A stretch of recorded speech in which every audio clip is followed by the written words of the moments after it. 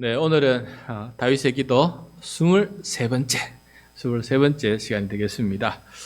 지난 시간 우리는 다윗 왕이 이스라엘 전체에 이제 왕이 되면서 새로운 수도를 정하게 되었죠. 그 새로운 수도는 이름이 뭡니까? 예루살렘 성이죠. 예루살렘 성. 이제 그 성을 점령하는 이야기, 그것을 우리가 지난 시간 들었습니다. 오늘은 그렇게 점령한 이 예루살렘 성을 거룩한 성으로 만들어가는 다윗의 모습을 보게 돼요. 그러니까 똑같은 성인데 이 성을 어떻게 하면 거룩한 성으로 만들어가는지 그 다윗의 이야기를 우리가 함께 살펴보게 됩니다. 그래서 그 과정 속에서 또 다윗의 가진 마음과 그가 드린 기도가 어떤 기도였는지를 본받고 우리도 우리의 삶의 현장을 거룩한 현장으로 만들어갈 수 있는 그런 사람이 될 수 있기를 축복합니다. 자, 다윗은 예루살렘 성 안에 머물면서 왕으로 통치하게 됐는데 왕이 하나님의 편에 서니까 하나님도 다윗 왕의 편에 서게 되어서 하나님께서 그 나라, 다윗의 나라를 왕성하게 해주지 않았습니까? 그런데 다윗은 이 예루살렘 성 안으로 하나님의 언약궤를 운반해 오려고 계속해서 시도합니다. 이미 잘 되고 있잖아요. 언약궤 없어도 하나님께서 복을 주셔서 나라가 잘 왕성하고 있는데 굳이 언약궤 굳이 안 들어와도 상관없지 않습니까? 게다가 언약궤 1차로 들어오려고 했다가 실패하지 않았습니까? 왜냐하면은 그 맡은 제사장이 어깨에 매어서 그래서 이 언약궤를 운반해야 되는데 제사장이 또 아닌 사람 레위인이 소가 끄는 수레에 언약궤를 싣고 가다가 소가 놀라버리니까 언약궤가 떨어질라 그래요.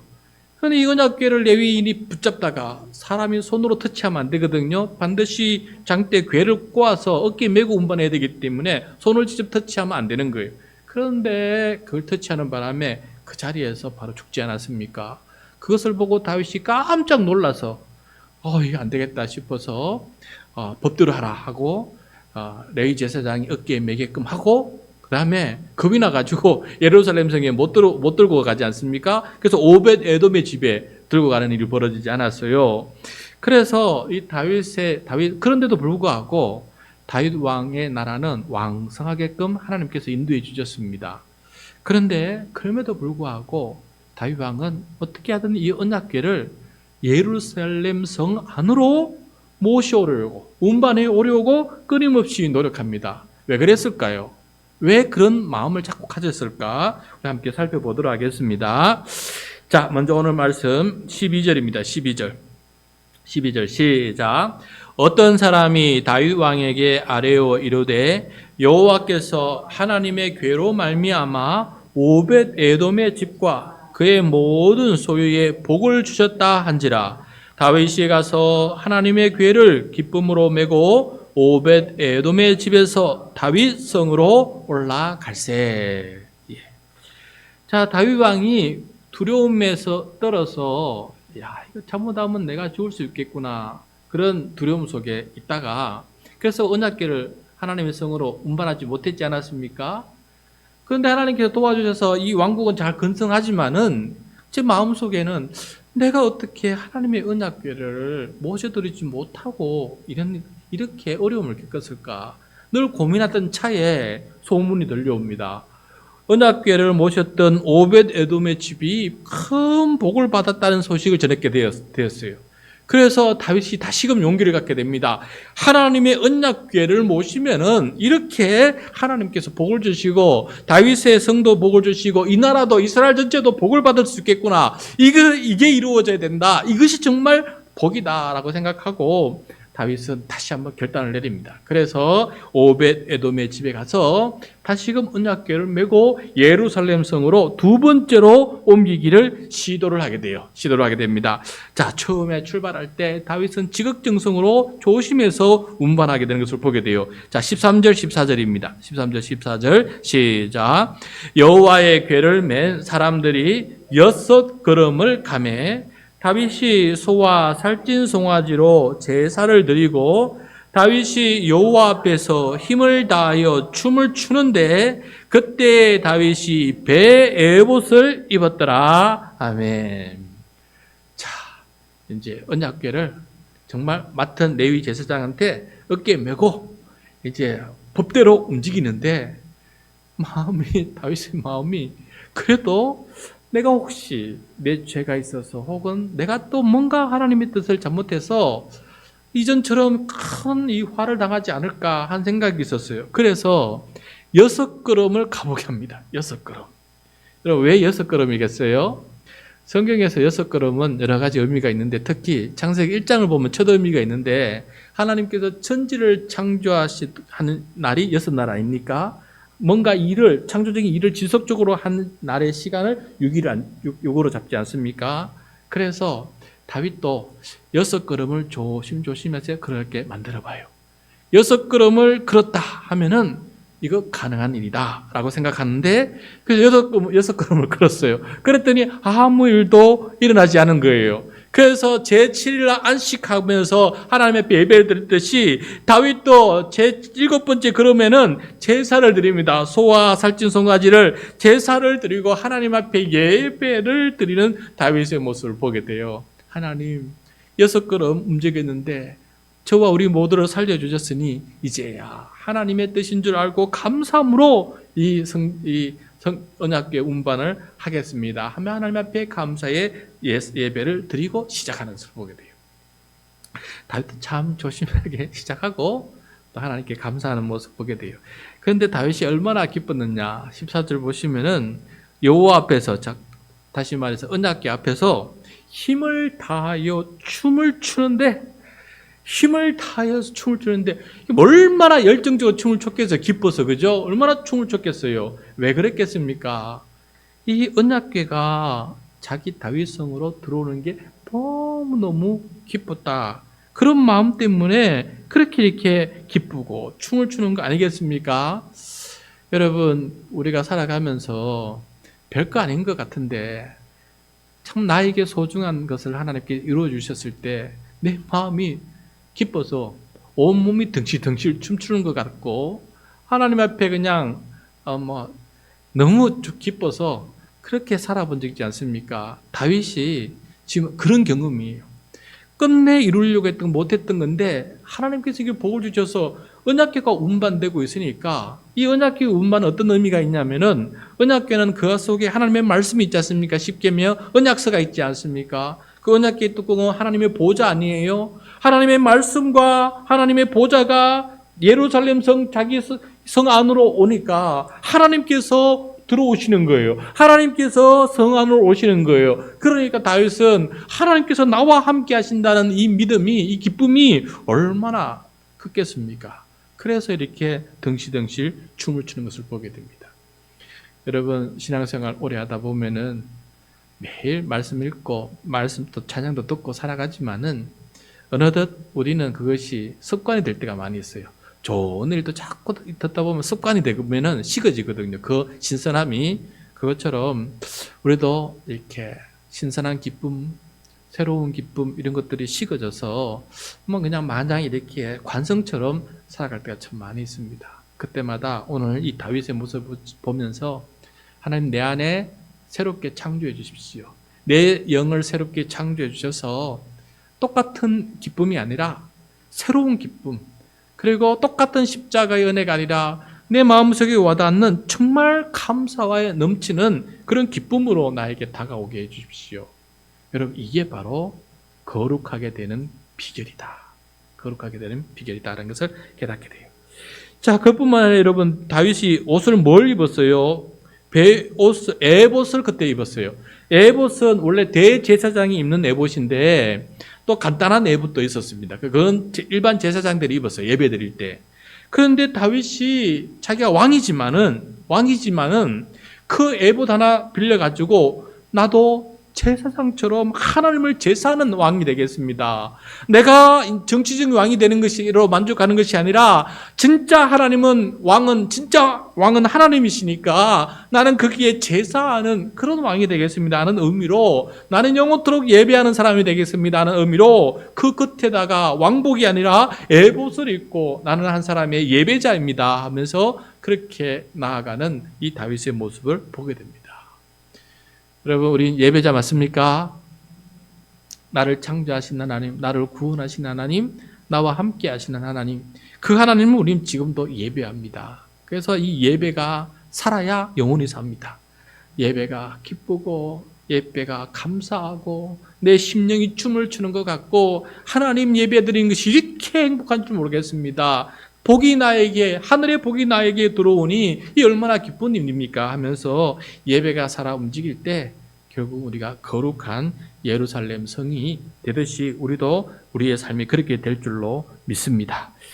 자, 다윗과 온 이스라엘 족속이 이렇게 즐거이 환호하면서 나팔을 불면서 언약궤를 메고 예루살렘적으로 행진을 하는데 유독 한 사람이 이 기쁨에 동참하지 못하는 사람이 있어요. 16절입니다. 16절 시작.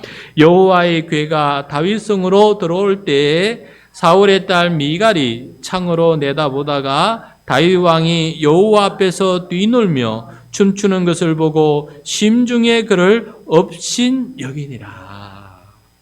여러분, 여기 미갈이 누굽니까? 다윗의 첫 번째 아내 아닙니까? 그지요? 한때 도망 다닐 때는 떨어져서 있다가 다시금 요청해서 다시 살게 됐는데, 이 미갈이 다른 사람은 다 이렇게 기뻐하고 하는데 홀로 이 모습들을 보면서 업신여기는 거예요. 여기 보면 다윗이 춤추는 것을 업신여기는데 사실은 다윗을 업신여기는 것이 아니고 하나님을 업신여기는 거예요. 하나님의 말씀을 업신여기는 것이고 하나님께 예배드리는 것을 업신여기는 것이고 하나님께서 이 예루살렘 성에 들어오셔서 참된 왕이 되는 것을 업신여기는 그런 불신의 모습이에요.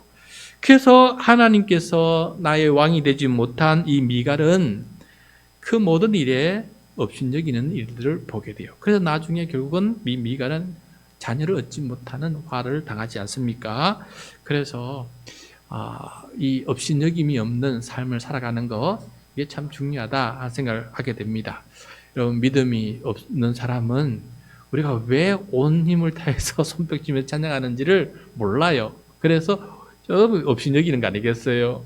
그래서 믿음이 없는 사람은 왜 우리가 매일 말씀을 붙잡고 묵상하고 그걸 하나님 앞에 감사함으로 그와 동행하려고 그렇게 몸부림치는지, 그러니까 믿음이 없는 사람은 오해하지 않겠습니까? 미쳤다하지 않겠습니까? 그런데 우리는 믿음이 있으니까 하나님은 내 삶의 주인이시고 언약궤가 내 삶의 주인이듯이 하나님의 말씀이 내 삶의 주인이고 그 하나님 앞에 말씀을 예배를 드리는 것이 내 삶의 가장 우선순위이 있기 때문에 결코 업신여길 수 없는 것이에요.